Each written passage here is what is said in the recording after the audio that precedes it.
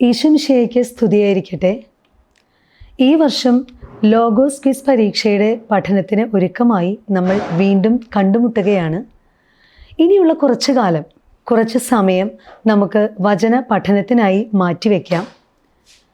ഈ വർഷം ന്യായാധിപന്മാരുടെ പുസ്തകത്തിലെ 11 മുതൽ 21 വരെയുള്ള അധ്യായങ്ങളാണ് ലോഗോസ് പരീക്ഷയ്ക്കായി ഉള്ളത്. കഴിഞ്ഞ വർഷം നമ്മൾ 10-ാം അധ്യായത്തിൽ ജെഫ്തായെക്കുറിച്ച് കുറേ കാര്യങ്ങൾ മനസ്സിലാക്കിയിരുന്നു. 11-ാം അധ്യായത്തിൽ ജെഫ്തായെക്കുറിച്ചുള്ള കൂടുതൽ കാര്യങ്ങൾ, ജെഫ്തായുടെ അസാധാരണമായ നേർച്ചയെക്കുറിച്ചൊക്കെ നാം അറിയും. ഈ അധ്യായത്തിൽ ജെഫ്തായെക്കുറിച്ച് വ്യക്തിപരമായി പറഞ്ഞിട്ടുള്ള കാര്യങ്ങൾ ഇവയാണ്. ജെഫ്ത ഗിലെയാദുകാരനാണ്, ശക്തനായ സേനാനിയാണ്, വേശ്യപുത്രനാണ്, പിതാവ് ഗിലെയാദാണ്. അക്കാലത്ത് ഇസ്രായേലിനെതിരെ യുദ്ധം ചെയ്യാൻ അമ്മോന്യർ വരികയും ഗിലെയാദിലെ ശ്രേഷ്ഠന്മാർ ജെഫ്തായോട് യുദ്ധത്തിൽ തങ്ങളെ നയിക്കാൻ ആവശ്യപ്പെടുകയും ചെയ്യുന്നുണ്ട്. അപ്പോൾ ജെഫ്ത അമ്മോന്യ രാജാവിൻ്റെ അടുത്തേക്ക് ദൂതന്മാരെ അയച്ച് ചോദിക്കുന്നുണ്ട്, എൻ്റെ ദേശത്തോട് യുദ്ധം ചെയ്യാൻ നിനക്ക് എന്താണ് എന്നോട് വിരോധം എന്ന്. ഇസ്രായേൽ അന്ന് ഏദോം രാജാവിനോടും മൊവാബ് രാജാവിനോടും ഹെഷ്ബോണിലെ അമോര്യ രാജാവായ സീഹോനോടും തങ്ങളുടെ ദേശത്തുകൂടെ കടന്നു പോകാൻ അനുവാദം ചോദിക്കുന്നുണ്ടെങ്കിലും അവർ അതിനുള്ള അനുവാദം കൊടുക്കുന്നില്ല. പിന്നീട് നമ്മൾ കാണുന്നത് ഇസ്രായേൽ അവരെ പരാജയപ്പെടുത്തി അവിടെ താമസിച്ചിരുന്ന അമോര്യരുടെ ദേശം പിടിച്ചെടുക്കുന്നതാണ്. ജെഫ്ത കർത്താവിന് ഒരു നേർച്ച നേരുന്നുണ്ട്. അങ്ങ് അമ്മോന്യരെ എൻ്റെ കയ്യിൽ ഏൽപ്പിക്കുമെങ്കിൽ ഞാൻ അവരെ തോൽപ്പിച്ച് ജേതാവായി തിരികെ ചെല്ലുമ്പോൾ എന്നെ എതിരേൽക്കാൻ പടിവാതിൽക്കൽ ആദ്യമായി വരുന്നത് ആരാണോ അവനെ ഞാൻ കർത്താവിന് ദഹനബലിയായി അർപ്പിക്കും എന്ന്. പിന്നീട് നമ്മൾ കാണുന്നത് കർത്താവ് അവരെ ജെഫ്തായ്ക്ക് ഏൽപ്പിച്ചു കൊടുക്കുന്നതാണ്. വളരെ സന്തോഷത്തോടെ മിസ്പായിലുള്ള തൻ്റെ വീട്ടിലേക്ക് വന്ന ജെഫ്തായെ ഏക സന്താനമായ മകൾ തപ്പുകൊട്ടി നൃത്തം വെച്ച് സ്വീകരിക്കുന്നു. ഇതു കണ്ട ജെഫ്ത വിഷമം കൊണ്ട് വസ്ത്രം കീറുകയാണ്. അതിനുശേഷം പൊയ്ക്കൊള്ളുക എന്ന് പറഞ്ഞ് ജെഫ്ത മകളെ 2 മാസത്തേക്ക് പർവ്വതങ്ങളിലേക്ക് അയക്കുന്നു. പിന്നീട് 2 മാസം കഴിഞ്ഞ് മകൾ തിരികെ വന്നപ്പോൾ കർത്താവിനോട് പറഞ്ഞതുപോലെ തന്നെ ജെഫ്ത അവളോട് പ്രവർത്തിച്ചു.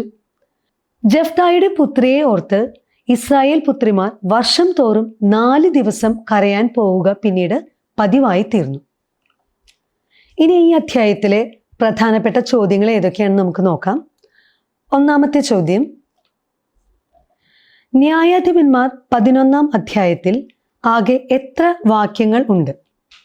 ഉത്തരം 40. ജെഫ്ത ഏത് ദേശക്കാരനായിരുന്നു? ഉത്തരം ഗിലെയാദുകാരൻ. അടുത്ത ചോദ്യം, ഗിലെയാദുകാരനായ ജെഫ്ത ശക്തനായ ഡാഷ് ആയിരുന്നു? ഉത്തരം സേനാനി. അടുത്ത ചോദ്യം, ജെഫ്തായുടെ പിതാവാര്? ഉത്തരം ഗിലെയാദ്. അടുത്ത ചോദ്യം, ഗിലെയാദിന് സ്വഭാര്യയിലും പുത്രന്മാർ ഉണ്ടായിരുന്നു. അവർ വളർന്നപ്പോൾ ആരെയാണ് പുറം തള്ളിയത്? ഉത്തരം ജെഫ്തായെ. ഞങ്ങളുടെ പിതാവിൻ്റെ അവകാശം നിനക്ക് ലഭിക്കുവാൻ പാടില്ല, നീ അന്യ സ്ത്രീയുടെ മകനാണല്ലോ, ഇത് പറഞ്ഞതാര്? ഗിലെയാദിന് സ്വഭാര്യയിൽ ഉണ്ടായ പുത്രന്മാർ. അടുത്ത ചോദ്യം, തൻ്റെ സഹോദരന്മാരിൽ നിന്ന് ഓടിപ്പോയി ജെഫ്ത ചെന്ന് താമസിച്ചത് എവിടെ? ഉത്തരം തോബ് എന്ന സ്ഥലത്ത്. അടുത്ത ചോദ്യം, അവനോട് അതായത് ജെഫ്തായോട് ചേർന്ന് കൊള്ള ചെയ്ത് നടന്നിരുന്നത് ആര്? ഉത്തരം ഒരു നീച സംഘം. അടുത്ത ചോദ്യം, ന്യായാധിപന്മാർ 11:4 ഇസ്രായേലിനെതിരെ യുദ്ധത്തിന് വന്നത് ആരെന്നാണ് സൂചിപ്പിക്കുന്നത്? ഉത്തരം അമ്മോന്യർ. അടുത്ത ചോദ്യം, ജെഫ്തായെ തോബ് ദേശത്ത് നിന്ന് കൂട്ടിക്കൊണ്ടുവരാൻ പോയത് ആർ? ഉത്തരം ഗിലെയാദിലെ ശ്രേഷ്ഠന്മാർ. അടുത്ത ചോദ്യം, ന്യായാധിപന്മാർ 11:6 അമ്മോന്യരോടുള്ള യുദ്ധത്തിന് നീ ഞങ്ങളെ നയിക്കണം എന്ന് ആര് ആരോട് പറഞ്ഞു? ഉത്തരം ഗിലെയാദിലെ ശ്രേഷ്ഠന്മാർ ജെഫ്തായോട്. അടുത്ത ചോദ്യം, അമ്മോന്യരോട് പോരാടാൻ നിങ്ങൾ എന്നെ കൊണ്ടുപോകുകയും കർത്താവ് അവരെ എനിക്ക് ഏൽപ്പിച്ചു തരികയും ചെയ്താൽ ഞാൻ നിങ്ങളുടെ നേതാവാകും. ആരാണ് ഇത് പറഞ്ഞത്? ഉത്തരം ജെഫ്ത. ആർ നമുക്ക് സാക്ഷിയായിരിക്കട്ടെ എന്നാണ് ശ്രേഷ്ഠന്മാർ പ്രതിവചിച്ചത്? ഉത്തരം കർത്താവ്. അടുത്ത ചോദ്യം, കർത്താവിൻ്റെ മുൻപിൽ വച്ച് ജെഫ്ത ജനങ്ങളോട് സംസാരിച്ചു. എവിടെ? ഉത്തരം മിസ്പായിൽ. എൻ്റെ ദേശത്തോട് യുദ്ധം ചെയ്യാൻ നിനക്ക് എന്നോട് എന്താണ് വിരോധം എന്ന് ജെഫ്ത ദൂതന്മാരെ അയച്ച് ആരോടാണ് ചോദിച്ചത്? ഉത്തരം അമ്മോന്യ രാജാവിനോട്. അടുത്ത ചോദ്യം, ഇസ്രായേൽ ജനം ഈജിപ്തിൽ നിന്ന് വന്നപ്പോൾ അർണോൺ മുതൽ എവിടം വരെയുള്ള എൻ്റെ സ്ഥലം കൈവശപ്പെടുത്തി എന്നാണ് അമ്മോന്യ രാജാവ് പറഞ്ഞത്? ഉത്തരം ജാബോക്കും ജോർദാനും വരെയുള്ള. അടുത്ത ചോദ്യം, ന്യായാധിപന്മാർ 11:15 ആരുടെയൊക്കെ ദേശമാണ് ഇസ്രായേൽ കൈയടക്കിയില്ല എന്ന് പറയുന്നത്? ഉത്തരം മൊവാബ്യരുടെയോ അമ്മോന്യരുടെയോ. അടുത്ത ചോദ്യം, അവർ ഈജിപ്തിൽ നിന്ന് വരും വഴി മരുഭൂമിയിൽ കൂടി ചെങ്കടൽ വരെയും അവിടെ നിന്ന് എവിടെ വരെയുമാണ് എത്തിയത്? ഉത്തരം കാദേശ്. അടുത്ത ചോദ്യം, അവർ ഈജിപ്തിൽ നിന്ന് വരും വഴി മരുഭൂമിയിൽ കൂടി ഡേഷ് വരെയും അവിടെ നിന്ന് കാദേശ് വരെയും എത്തി. ഉത്തരം ചെങ്കടൽ. അടുത്ത ചോദ്യം, ഇസ്രായേൽ അന്ന് ഡാഷിനോട് ദൂതന്മാർ വഴി നിന്റെ ദേശത്തിലൂടെ കടന്നു പോകാൻ തങ്ങളെ അനുവദിക്കണം എന്ന് അപേക്ഷിച്ചു. ഉത്തരം ഏദോം രാജാവിനോട്. അടുത്ത ചോദ്യം, ന്യായാധിപന്മാർ 11:18 അവർ മരുഭൂമിയിലൂടെ യാത്ര ചെയ്ത് ഏദോമും മൊവാബും ചുറ്റി എവിടെ വരെ എത്തി എന്നാണ് പറയുന്നത്? ഉത്തരം മൊവാബിന് കിഴക്ക്.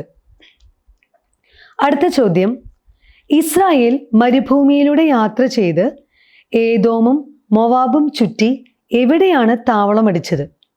ഉത്തരം അർണോന്റെ മറുകരെ. അടുത്ത ചോദ്യം, ന്യായാധിപന്മാർ 11:18 ഇസ്രായേൽ പ്രവേശിച്ചതേ ഇല്ല എന്ന് പറയുന്നത് എവിടെ? ഉത്തരം മൊവാബിൽ. അടുത്ത ചോദ്യം, മൊവാബിന്റെ അതിർത്തി? ഉത്തരം അർണോൺ. അടുത്ത ചോദ്യം, ഇസ്രായേൽ ഡാഷിലെ അമ്മോന്യ രാജാവായ സീഹോന്റെ അടുക്കൽ ദൂതന്മാരെ അയച്ചു. ഉത്തരം ഹെഷ്ബോണിലെ. അടുത്ത ചോദ്യം, സീഹോൻ ജനങ്ങളെയെല്ലാം ഒന്നിച്ചു കൂട്ടി എവിടെ താവളമടിച്ചാണ് ഇസ്രായേലിനോട് പൊരുതിയത്? ഉത്തരം യാഹാസിൽ. അടുത്ത ചോദ്യം, അർണോൺ മുതൽ ജാബോക്ക് വരെയും മരുഭൂമി മുതൽ ജോർദാൻ വരെയുമുള്ള ദേശം ആരുടേതാണ്? ഉത്തരം അമ്മോര്യരുടെ. അടുത്ത ചോദ്യം, ന്യായാധിപന്മാർ 11:24 നിന്റെ ദൈവമായ ഡാഷ് നിനക്ക് തരുന്നത് നീ കൈവശം വയ്ക്കുന്നില്ലേ എന്നാണ് ചോദിക്കുന്നത്? ഉത്തരം കെമോഷ്.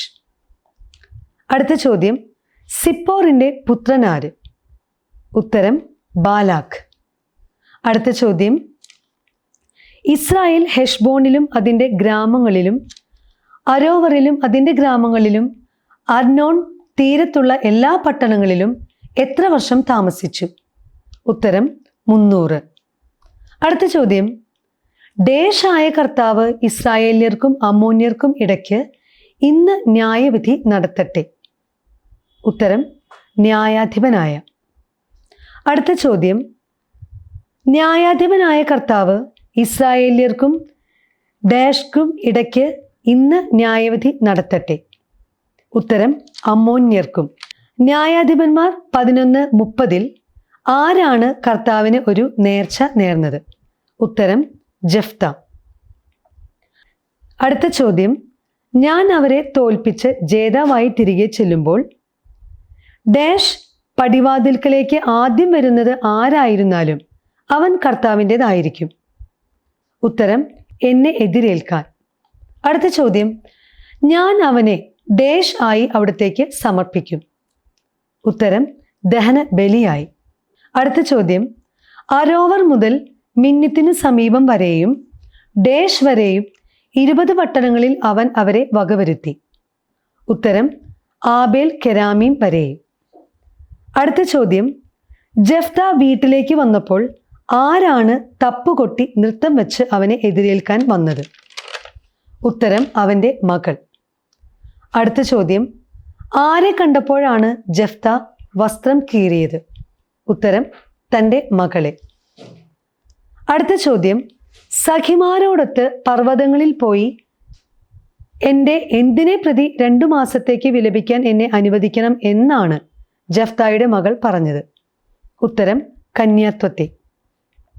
അടുത്ത ചോദ്യം: പർവ്വതങ്ങളിൽ സഖിമാരോടൊപ്പം താമസിച്ച് തൻ്റെ കന്യാത്വത്തെ പറ്റി വിലപിക്കാൻ 2 മാസത്തേക്ക് അവളെ അയച്ചത് എന്ത് പറഞ്ഞുകൊണ്ടാണ്? ഉത്തരം: പൊയ്ക്കൊള്ളുക എന്ന് പറഞ്ഞുകൊണ്ട്. അടുത്ത ചോദ്യം: ആരെ ഓർത്താണ് ഇസ്രായേൽ പുത്രിമാർ വർഷം തോറും 4 ദിവസം കരയാൻ പോവുക പതിവായി തീർന്നത്? ഉത്തരം: ഗിലെയാദുകാരനായ ജെഫ്തായുടെ പുത്രിയെ. അടുത്ത ചോദ്യം: ഗിലെയാദുകാരനായ ജെഫ്തായുടെ പുത്രിയെ ഓർത്ത് ഇസ്രായേൽ പുത്രിമാർ വർഷം തോറും എത്ര ദിവസമാണ് കരയാൻ പോവുക പതിവായി തീർന്നത്? ഉത്തരം: 4 ദിവസം.